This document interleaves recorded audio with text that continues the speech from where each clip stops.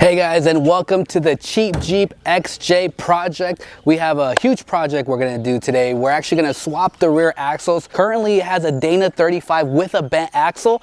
Dana 35s, as you know, are a piece of garbage, and we're gonna trade it in for what should be a direct replacement. The Chrysler 8.25 actually found a pretty good one, so we're gonna go ahead and supposedly, cross our fingers, it's a direct swap. We're gonna find that out today. Before we get started, I definitely wanna go over is how I got my hands on this piece of turd, what my plans are for this piece of turd, wrench it, and get it going. Okay, so how I got this was actually a pretty funny story. I was looking around on OfferUp because I want a 4x4 and I want something that I can work on, but be able to get on the road relatively soon. Also, I don't have a lot of money. I have two brats, two small children, and you know, a lot of my money goes there to the family. So I don't have a whole lot of money to play with, but I wanted something cheap, something that I could take on the road, something I could bang up, and something that definitely wasn't a daily driver. And here she is. He was actually selling this thing for 1,500 bucks, 2,000 bucks, something like that. After talking with him for a little bit, I found out it needed a little bit of work. It wasn't running. He had actually driven this thing daily, but since then it was just kind of sitting in front of his parents' house. He wanted it gone, and so I asked him, hey, do you want to trade it for my gun? I'm not using it. And the funny story is I bought this gun and hadn't even shot it yet. It still had a whole box of ammo. It had 2 magazines.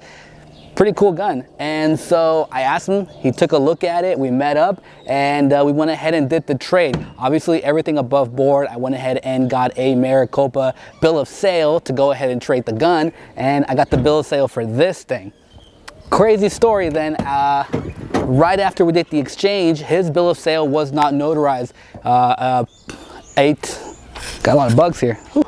Okay, a tip for all you guys: when you guys purchase a car, it needs to be notarized. Bill of sales need to be notarized. I'll say it again, bill of sales need to be notarized. Here in Arizona, they're no longer doing the titles. Very few people have them. Everything's done electronically, but the bill of sale is what's gonna transfer the car from that person to you. Luckily, I went ahead and brought them with me. I've had experience in buying cars before, especially turds, and I went ahead and brought them with me to the third-party MVD on a really nice Saturday. I live in Phoenix, Arizona. I actually had to drive all the way to Deer Valley, which is like 30-45 minutes, and met up with the guy. Again, really cool dude. He was really upfront about what he wanted and what was wrong with the car, and went down to the MVD because his bill of sale was not notarized. Now, he hadn't gotten notarized. The person who he bought it from, he never transferred the name to his name because it didn't pass emissions. Luckily, the lady was able to hook us up and do her wizard MVD magic and get this car transferred from that person to him, and to him from me. And now I'm the proud owner of a 1990 Jeep Cherokee XJ. Now let's go over the Jeep Cherokee XJ. I'll show you all the glamour and all the cool stuff about this Jeep. Let's check it out. So we'll start with the wheels. Now these are actually not too bad. Obviously I'm going to swap these freaking things out. These are actually 245 75 R16. These wheels, I'm not 100% sure, but I think they came on the newer Cherokees. So it's actually a 16-inch. Honestly, I would have liked the 15-inch wheels. There's a lot more tire options for the 15-inch versus the 16, but beggars can't be choosers. We're trying to get this out on the trails cheaply, so we're going to use what we have. Obviously, one of the most expensive things we're going to do is have to put new tires, but these are actually in pretty okay condition. We'll probably use them as rollers for now. 245 75 16. I've actually done my math. This is actually 29.5 inches. I don't know. Either way, I would imagine close to 30 inches. Now, when I bought it, it didn't have this cutout. Actually, these things were rubbing hard. I couldn't even turn it to get it into the driveway. And that was a fiasco in itself. The guy had to trailer it over here, and he left it out in the street. And of course, I had to push it in so it wouldn't get towed out on the street. And let me tell you, she is a heavy girl. So for all you guys trying to push a freaking Jeep, just know you're gonna need 2 people, one to steer, one to push, and make sure you're the one steering. I'll give you that. Anyways, so I went ahead and did the infamous trim, okay? So I trimmed it here. This may look like garbage, but that's okay, because this fender is already banged up. You see, it's already gotten some kind of hit there. It's already rusted. And so I didn't really care too much. Again, the whole point is to try and just make sure this thing clears the tire. Maybe later I'll go with a bigger tire, but I think just for the replacements to get it on the road, I think I'm gonna stick with the exact same size because so far so good, right? Let's go ahead and jump to the back and I'll show you that. Okay, in the back we got more goodness. Of course, we're gonna have to do some trimming here, but just to show you in case you are in the situation where you're not sure which tire to get, this right here is a 245/75 R16. It's a 16-inch wheel. It's got room, but I'm sure the minute this thing starts flexing, we're gonna start seeing some hits. But for now, you know, hasn't seen anything. Now, I will say again, the previous owner must have been doing some trail riding. Here, bam, right here, boom, you see this? So obviously right where the pinch is, we're gonna have to go ahead and trim, and we'll get that done. And if you guys wanna see that, let me know. I'll go ahead and show you guys the most mundane video ever. For now, these are 245s. Let's go ahead and check out the inside. Okay, this of course is where all the magic happens. By that I mean absolutely no driving. I haven't even driven this freaking thing. It is dusty in here, but for the most part, it's actually in really good shape. It's got this leather one, the seats don't match. I mean, whatever. But you know what? It works. Now, I will say the headliner is garbage, so we're gonna have to replace that. But other than that, four-wheel drive, it starts, it runs. You know what? I don't think this thing has AC. I'm not gonna get my hopes up, so I'm not even gonna worry about it. It's got a cassette player because we keep it classic here. You know what I'm saying? Other than that, I mean, that's really about it. And let's go ahead and check out that rear axle. So this is actually the axle that we're swapping it with. This is the Chrysler 8.25. Currently, we have the Dana 35 in the Jeep. This is supposed to be a direct swap. Now, I've done a lot of research on forums and I can't get a straight answer. So we're gonna find out if on the 1990 Jeep Cherokee XJ, the Dana 35 will directly swap with the Chrysler 8.25. I've gotten some mixed reviews, so we're actually gonna find out for all of you who don't know or can't get an answer or are trying to do this project. We're gonna find out and I'll let you guys know. Now, funny story on this axle as well. I got a great deal. I actually found this on OfferUp as well.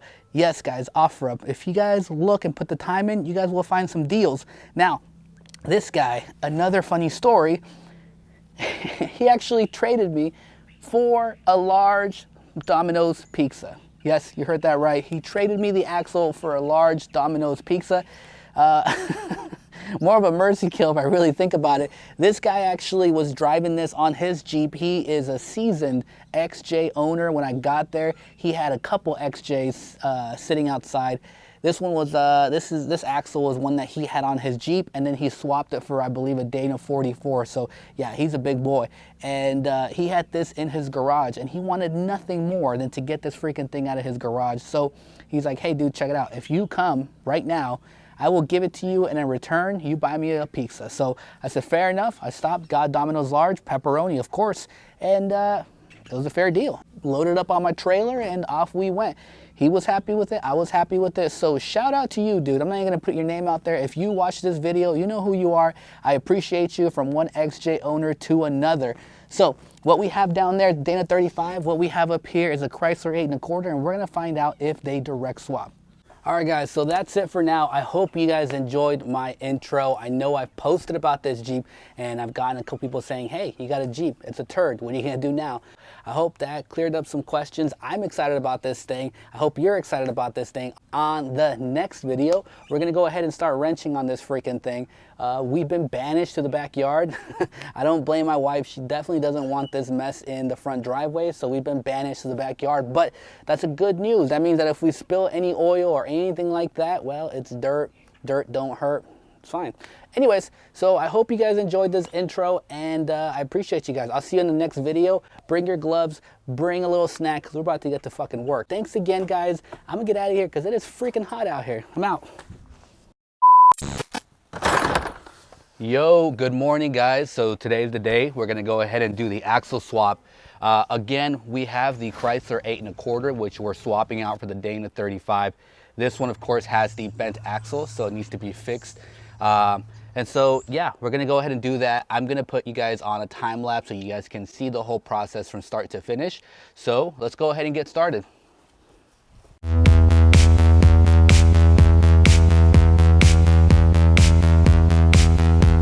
Our project manager is here and he wants speed, so we got to get this done.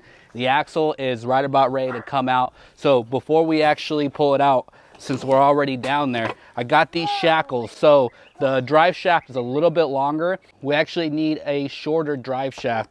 So instead, we can actually lift the rear end a little bit. I wasn't gonna wait for the Amazon ones for the budget boost.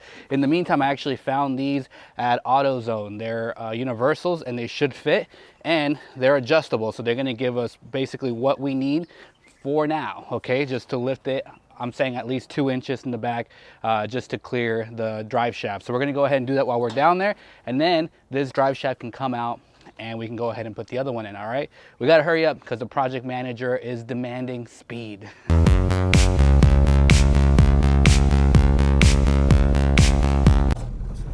Ooh. All right, guys, that's it. I'm super filthy. We've been at it all day. We got the 8 1/4 axle put in, and we had to lift the back 2 inches for the proper angle. It actually doesn't look too bad. I was actually gonna put a spacer in the front for 2 inches, but honestly, I kind of like the hot rod look. You can't even really tell. Anyways, it's ready. We gotta give it a tune-up, and we're ready to hit the trails. Thanks again, guys.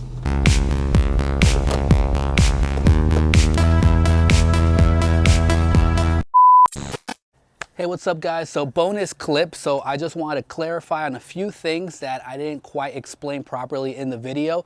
So one of them is the answer to the question on the original swap. Is the Chrysler 8 1/4 a direct swap for what's in there, the Dana 35? And the answer is yes, you can just swap them. There are a few differences, pretty minor. One of them is the U-bolts. You need wider U-bolts for the Chrysler 8 1/4 than are originally on there for the Dana 35. You can find them on AutoZone. They're pretty simple.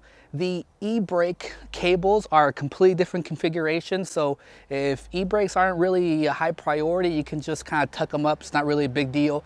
Otherwise, you have to figure out some way to adapt it to the current system. I didn't really mess with it too much, but it's totally doable. I'll probably end up doing that later. Also, I didn't quite address the shackle that I got from AutoZone, so just to quickly talk about that in case you want to go that route. The 2-inch drop shackle is a universal shackle from AutoZone. It's pretty robust. There's only a small problem, is that they're too wide at the top that goes into the body, and that's because of the sleeve that's in between the bushings.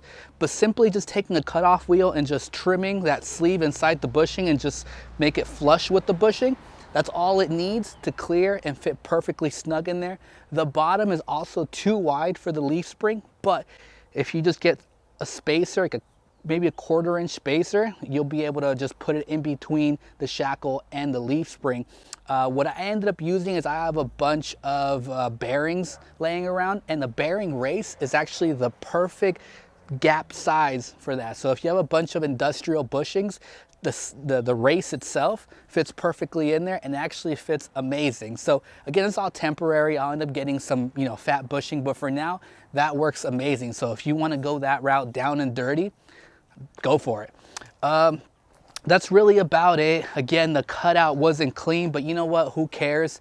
Now, it did raise the front 2 inches, and I thought I was gonna have to put a spacer in the front, but to be honest, it almost leveled it out. So 2 inches in the front, nothing, or 2 inches in the back, nothing in the front, and it seemed to level the system out. It tilted a little bit, but once I get out there and all my gear in the back, it'll look pretty normal. I'll end up using a fresh pair of the exact same size tires. So these are 245 75/16. I'll go look for some mud terrains. Thanks to the viewers out there who actually corrected me. These are actually 30.5 inch, and these are Moab 16-inch rims. Again, pretty awesome. I'm gonna stick with this setup. in the future, I'm going to upgrade the cooling system. Currently, it's the Renix closed system. I already found a open radiator, so I'm gonna go ahead and do that swap. But there's a million videos on how to do the swap. I'm not sure if you guys wanna see the 1.5 million video, but if you guys do wanna see it, let me know. I'll go ahead and video this of doing the thing from the closed to the open. It's completely up to you guys. Otherwise, I feel like I'm almost ready to hit the trails. Again, I'm in the Phoenix, Arizona area, and I'm a noob to this area when it comes to trails. So if you guys have any suggestions on cool trails that I could hit, definitely go ahead and leave the comments below. Otherwise, thanks for watching, guys. I appreciate you guys.